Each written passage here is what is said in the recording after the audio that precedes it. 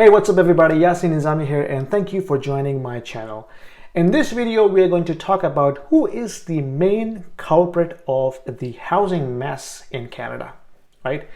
A lot of people blaming the government, the investors, the realtors, the immigrants, but in my opinion, there is a missing element in this blame game, and what I'd like to do is to do a thought experiment with you guys to figure out who is the biggest beneficiary of this housing mess, and ultimately who is the main culprit of creating the biggest bubble in the world today. Let's dive in. So the housing market in Canada has gone bananas. Okay, so in the last 12 months or so, the market has gone up like 40% in price appreciation. So average Canadian is frustrated. They cannot get onto the property ladder because the average salary in Canada is somewhere close to 50,000-60,000 a year, and with that salary range you can hardly afford a one-bedroom condo anywhere in GTA or outside. Forget about Vancouver. So the housing is getting expensive and out of reach from an average Canadian, right? Even though the activity slowed down in the recent months, but the pricing is still going up 1 or 2% month over month.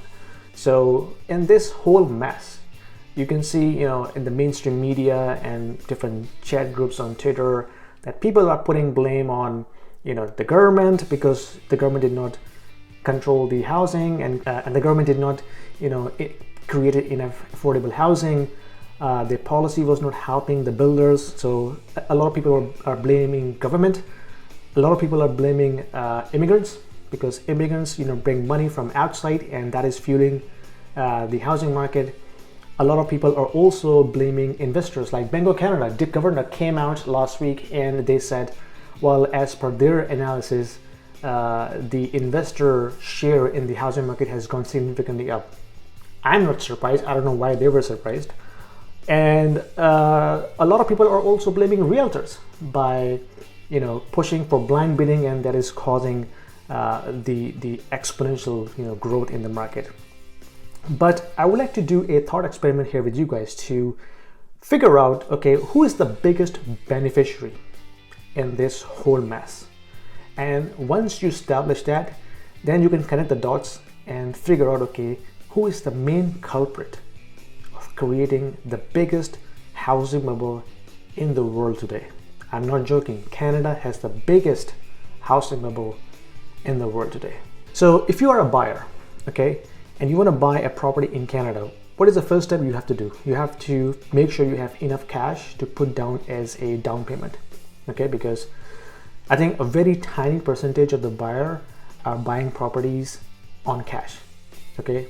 Very, very small percentage. Some Chinese buyer bringing money from their parents in China. I don't want to go there, but you know what I'm talking about. So there is a small percentage of buyers who are buying property on cash. A major chunk of the buyers buy property based upon the mortgage. Okay, so you put down some money, 10%, 15%, or 20% deposit, depending upon your scenario, and then you apply for a loan. Okay, you apply for a mortgage from a lender. A lender could be a commercial bank, a lender could be a private lender, or credit unions, but the reality is you need banks to purchase real estate in Canada. And if you look at the mortgage growth in the last 12 months, this has been exponential. Okay, what I'm sharing with you on my screen here is the stats published from Canadian Mortgage Trends, and according to them, they're saying Canada's mortgage market grew at its fastest pace in over 10 years in the first half of 2021.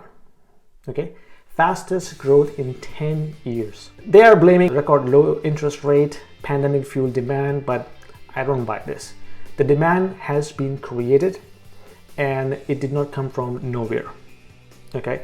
So according to them, they're saying as of June, residential mortgage debt stood at $1.73 trillion, a 9.2% gain from the previous year.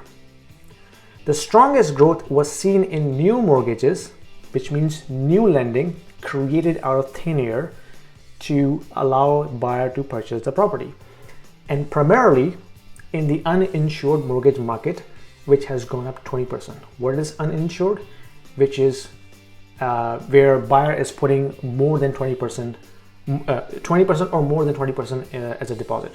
So which is not insured by organizations like CMHC. Okay, so that segment has grown 20% compared to last year, but overall it's a 10% gain compared to last year. Now, here more to it. Among mortgage lenders, the biggest beneficiaries of this mortgage growth has largely been chartered banks, the big six banks, which hold 78% of overall mortgage debt as of 2021 and 75% of newly originated loans as of Q1 2021. So here's the thing. The biggest beneficiary of this whole Canadian housing mess is who? Commercial banks, your big six banks, who own 78% of the residential mortgage market. They have grown their market share significantly. You can see their share price. Now they're going to publish their earnings, one by one this month, and you will realize who is the biggest beneficiary of this mess. Now imagine if these banks do not exist anymore, right? They go bust or they cut down their mortgage target by, let's say, 75%. What will happen to the housing market? Think about it.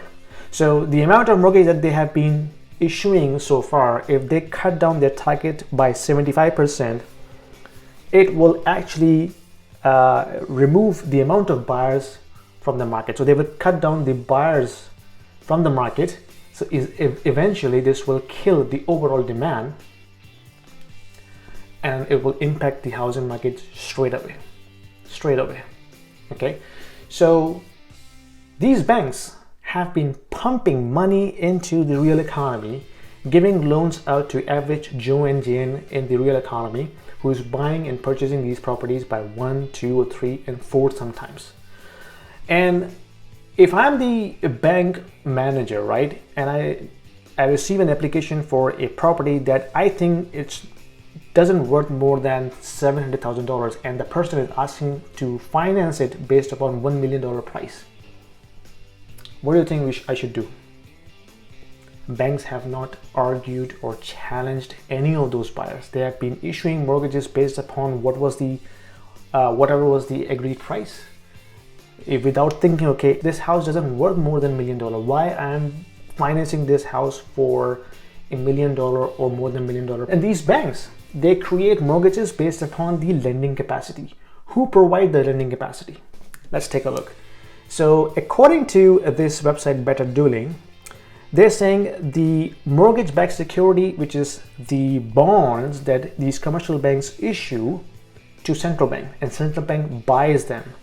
And you can see this graph from April 2020, the purchasing of the mortgage-backed security bonds by central bank, our Bank of Canada, TIF Macklem, has gone significantly up, like almost $8 billion worth of mortgage-backed securities they have been purchasing since April 2020. I think they have now stopped, but understand the consequences of that. When the central bank purchases that much amount of mortgage-backed security, in return, it actually floods the commercial bank market with unlimited lending capacity. So what will happen then, these commercial banks have enough capacity to give out loans as much as they can because they have, their balance sheet has been cleared by Bank of Canada. Now they have a lot of capacity to give out loans, and that's what happened. These banks have created the amount of loans like crazy in the market. And what do you think the impact would be? The impact is what we are seeing is because there's so much lending capacity available in the market, and they're giving out loans like crazy to anybody, right? And this is where we're seeing the exponential growth in the residential market. So in my opinion, if you want to blame one person for this housing mess, is your banking system. Is your banking system, which is supported by central bank, TIF Macklem, our governor. They have provided unlimited lending capacity to commercial banks, and these commercial banks has given out loans like crazy, and you can see their earnings in the result, that's very easy to find out and connect the dots. Okay, who is the biggest beneficiary? Who is the main culprit of this housing mess? It's not investors, it's not realtors, it's not immigrants. This would not have happened if banks did not do this. Banks are the one who fuel this market with unlimited lending capacity, which has completely blown this out of the water. Look, investors will invest in anywhere where they get more returns. We are not getting more than 1% return on saving accounts. Okay, so where does investor invest their money? They have to find an alternative source to get more returns. So investors are not at fault, right? Immigrants, when they come in with limited amount of capital. They have to put down as a deposit and purchase property based upon the lending. Lending is provided by banks, and these banks have flooded the market with unlimited funding.